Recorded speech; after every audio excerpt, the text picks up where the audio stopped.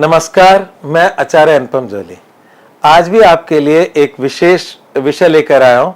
हमारे भारत के अंदर हिंदू धर्म में कुछ त्योहारों की मान्यता इतनी ज़्यादा है, जैसे दीपावली हुआ, होली हुआ, अक्षय तृतीया हुआ। तो इन पे जो भी ये त्यौहार है, इनके महत्व तो बेसिक महत्व सब लोग जानते हैं, धार्मिक महत्व जानते हैं, पर इनके असली एस्ट्रोनॉमिकल महत्व क्या है, क्यों ये दिन विशेष है, तो इस पे हम चर्चा करते हैं। क्योंकि बहुत जल्द 10 मई को अक्षय तृतीया आ रही है। तो अक्षय तृतीया पे एक वार्ता ये भी है कि ये मुहूर्त होकर भी मुहूर्त नहीं हो पा रहा इस बार, तो क्यों नहीं हो पा रहा, तो इसको ढंग से समझते हैं। क्या अक्षय तृतीया पे हम काम कर सकते हैं या नहीं कर सकते, ये अभी क्वेश्चन मार्क है। तो जब मैं आपको समझाऊंगा तो आपको हर चीज़ समझ में आ जाएगा। तो सबसे पहले जानते हैं कि अक्षय तृतीया क्या है और ये मुहूर्त के लिए मना क्यों किया जा रहा है। क्योंकि कुछ ही तो मुहूर्त होते हैं जिनको अबूझ बोलते हैं। अबूझ का मतलब होता है किसी से बूझने की जरूरत नहीं है, किसी ज्योतिषी से पूछने की जरूरत नहीं है, आप उस पर शुभ काम कर लो। उसमें से अक्षय तृतीया सबसे बड़ा त्यौहार माना जाता है। तो ये त्यौहार इसलिए माना जाता है क्योंकि हमारा जो जीवन है उस पर ग्रहों का असर है सारा का सारा। कहते हैं ग्रहम राज्यम हरंती च, ग्रहम राज्यम प्रचंती च, ग्रहस्तु व्यापितम सर्वदेव जगत चराचरम। ग्रह ही इंसान को राजा बनाते हैं, ग्रह ही इंसान का राजपाट छीन लेते हैं। ये पूरा चराचर जगत ग्रहों से व्याप्त है। तो जीवन का हर काम किसी ना किसी ग्रह से जुड़ा हुआ है। अगर मैं आज आपको ये नॉलेज दे रहा हूं तो इसमें बृहस्पति ऑपरेट हो रहा है, और अगर ये चैनल इसे टेलीकास्ट कर रहा है तो बुध ऑपरेट हो रहा है। बुध का मतलब कम्युनिकेशन, गुरु का मतलब ज्ञान। तो हमारे जीवन का हर काम किसी न किसी चीज से जुड़ा हुआ है। तो हमारे यहाँ पर जब आपका अक्षय तृतीया का दिन आता है तो उस दिन सूर्य भी उच्च का होता है, चंद्रमा भी उच्च का होता है। सूर्य मेष राशि में उच्च का होता है, चंद्रमा वृषभ राशि में उच्च का होता है। तो अमावस्या के उपरांत जो तृतीय तिथि होती है, चंद्रमा मेष राशि से वृषभ राशि में जाता है, तो दोनों ग्रह उच्च के होते हैं और उस दिन अक्षय तृतीया मनाई जाती है। और अक्षय तृतीया मनाई जाती है दोनों ग्रहों के उच्च के होने के कारण से। तो इसके लिए भी एक श्लोक है, अग्नि सोमात्मक जगतम। अग्नि और सोम से जगत की उत्पत्ति हुई है। तो अग्नि क्या है? आग। और सोम क्या है? जल। तो जल और आग हमारे पृथ्वी के मुख्य तत्व हैं हमारे जीवन के। और इसको हम अगर आसमान में ले जाएं तो सोम क्या है? सोमवार वाला सोम चंद्रमा को कहा गया है। और अग्नि मतलब सूर्य। तो हमारा जो सौर मंडल है जिसमें हम लोग रहते हैं, वैसे ऐसे सौर मंडल बहुत सारे हैं आकाश में, अनंत आकाश है और भी सूर्य हैं, पर हमारे सौर मंडल के जो सूर्य और चंद्रमा है उससे हमारी जिंदगी बन रही है। और ये दिन साल में एक ही दिन आता है जिसमें वो सूर्य उच्च का है और चंद्रमा भी उच्च का है। और चंद्रमा है आपका मन, तो आपकी मन की शक्ति स्ट्रांग है। सूर्य है आपकी विल, आपकी आत्मा, आपकी इच्छा शक्ति, वो भी स्ट्रांग है। तो मन और विल ये दोनों स्ट्रांग जिस दिन होते हैं उस दिन अक्षय तृतीया होती है। तो अक्षय का मतलब क्या होता है? जिसका क्षय ना हो, जो कभी समाप्त ना हो। तो यहाँ पर आपको पता है जब पूजा करते हैं तो पूजा में जिन चावलों को इस्तेमाल किया जाता है उनको बोला जाता है अक्षत। और जो घर में खीर और उसमें इस्तेमाल करते हैं, कभी कभी हम टूटा जो चावल होता है उसको भी यूज कर लेते हैं, कड़ी चावल को, पर पूजा में नहीं होता। पूजा में चावल को अक्षत बोला जाता है जिसका जो टूटा हुआ ना हो, साबुत हो। ऐसी अक्षय जिसका कोई क्षय ना हो। तो ये दिन ऐसा है, इसमें लोग शादियां करते हैं जिसे शादी बनी रहे, उसका क्षय ना हो। इस दिन लोग धन का संचय करते हैं कि हमारे घर के अंदर धन संपदा बनी रहे। तो जो बनी रहे उस सेंस के अंदर अक्षय शब्द आता है। आपने सुना होगा अक्षय पात्र। वो पात्र ऐसा पात्र है जिसमें भोजन भरा हुआ है, वो कभी खाली नहीं होता। और वो इस प्रकार से ये जो तिथि है इसमें सूर्य और चंद्रमा के उच्च के होने की वजह से इसका बहुत बहुत बहुत महत्व है। अब बात करते हैं कि इस पर ऐसा क्यों कह रहे हैं कि ये अबूझ मुहूर्त भी ज्यादा काम का नहीं है। तो उसका एक बड़ा रीजन है। देखिए, जब विवाह की बात करें तो विवाह में दो ग्रह बहुत इंपॉर्टेंट होते हैं, वो है बृहस्पति और शुक्र। बृहस्पति हमारे जीवन में धन का कारक, ज्ञान का कारक, संतान का कारक और स्त्रियों में पति का कारक है। तो एक परिवार में ज्ञान, धन, संतान और पति। और अगर शुक्र की बात करें तो शुक्र पत्नी का कारक है और वैवाहिक जीवन के सुख का कारक है। अगर ये दोनों ग्रह किसी भी प्रकार से आसमान में कमजोर होते हैं तो उसमें शादियां नहीं होती। तो अगर मैं देख रहा हूँ अपने पंचांग में, तो यहाँ पर 30 तारीख को शुक्र जो था वो अस्त हो गया था।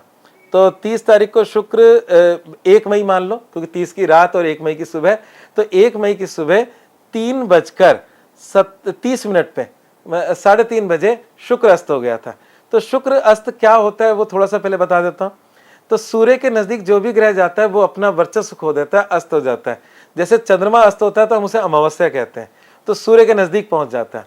तो और जब सूर्य से सबसे ज्यादा दूर चंद्रमा 180 डिग्री पे होता है तो पूर्णिमा होती है। तो ऐसे ही सूर्य के साथ जो भी ग्रह पहुंचता है वो अपना प्रभाव छोड़ देता है, अस्त हो जाता है। तो शुक्र के अस्त होने पे शादियां नहीं होती। और इस बार एक विडंबना और हो रही है कि हमारी जो 10 तारीख को हमारा जो अक्षय तृतीया है, जिसको राजस्थान में आखा तीज कहते हैं, उससे ठीक एक दिन पहले पंचांग के अनुसार गुरु भी अस्त हो रहा है। सुबह 7:15 पे पश्चिम में 9 मई को सुबह 7:15 पे पश्चिम में बृहस्पति भी अस्त हो रहा है। तो इसको हमारी जनरल भाषा में कहते हैं तारा डूबना। तो पहले मैं ये बताता हूँ शादियां कब कब नहीं होती। एक तो तारा डूबा हो तो शादी नहीं होती, मतलब गुरु शुक्र कहीं भी अस्त हो जाए तो शादियां नहीं होती। दूसरा चतुर्मास, जब देशेवनी एकादशी से देव उठनी एकादशी के बीच में शादियां नहीं होती।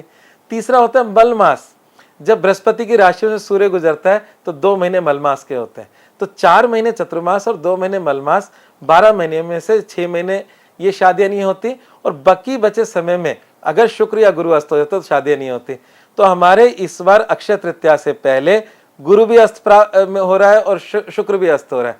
इस वजह से एक संशय की स्थिति है, क्या शादी करनी चाहिए या नहीं करनी चाहिए, क्या इसे मुहूर्त मानना चाहिए या नहीं मानना चाहिए।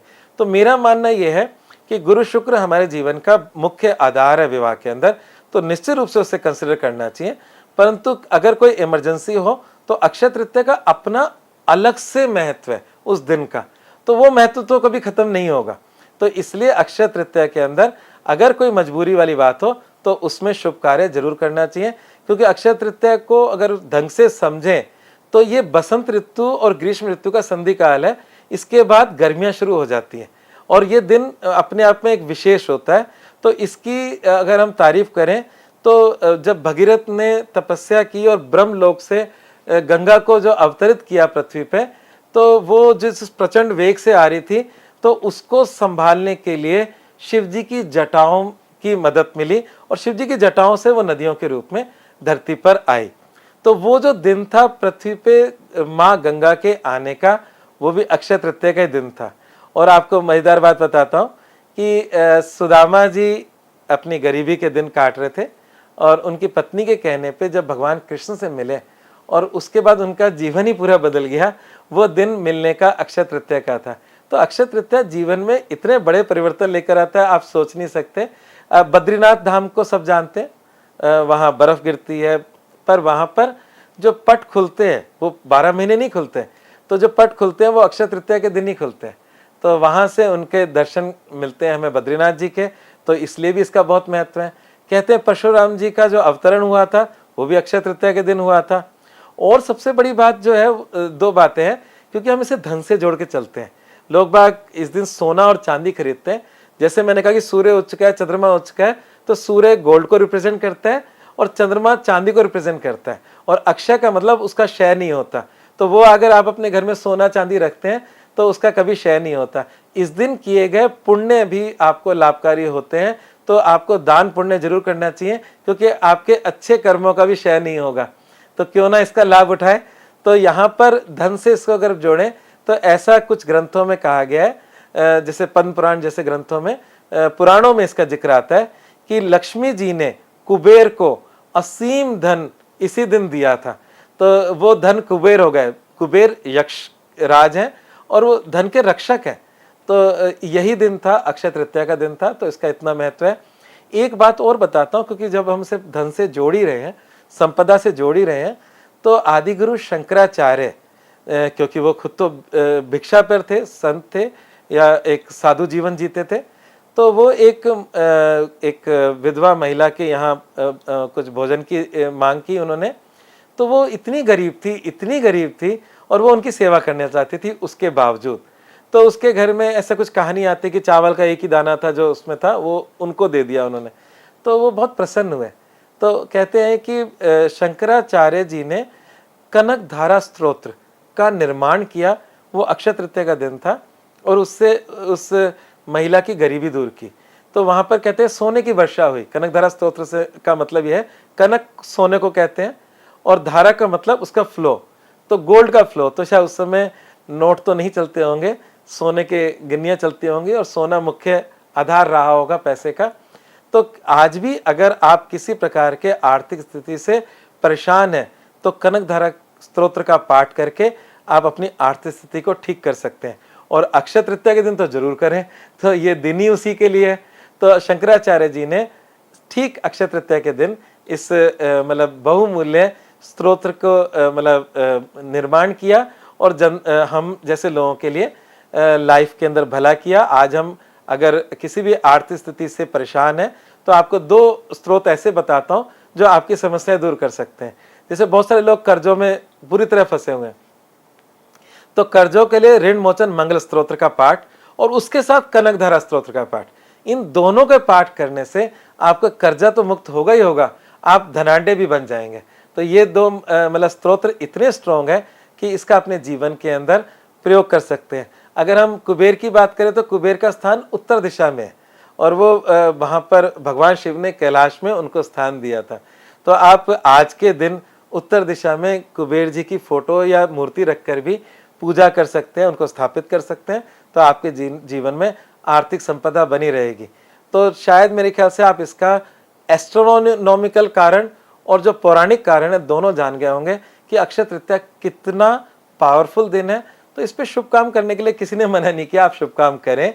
आप इस दिन जब तब दान करें, और इस दिन जरूर थोड़ा सा धन का संचय अपने करें। जो व्यक्ति बहुत गरीब है, जो नहीं कहता है कि मैं चांदी का सिक्का भी नहीं खरीद सकता, सोने का सिक्का तो बहुत दूर की बात है, तो हम चावल, अक्षत, अपनी तिजोरी में अक्षत के कुछ दाने रख लेना आज के इस दिन, अक्षय तृतीया के दिन, वो भी आपके भंडार को धीरे धीरे भरने लगेगा। तो बहुत ही अच्छा प्रयोग है, इसको करें और अपने जीवन में सुख, शांति, समृद्धि को बढ़ाएं।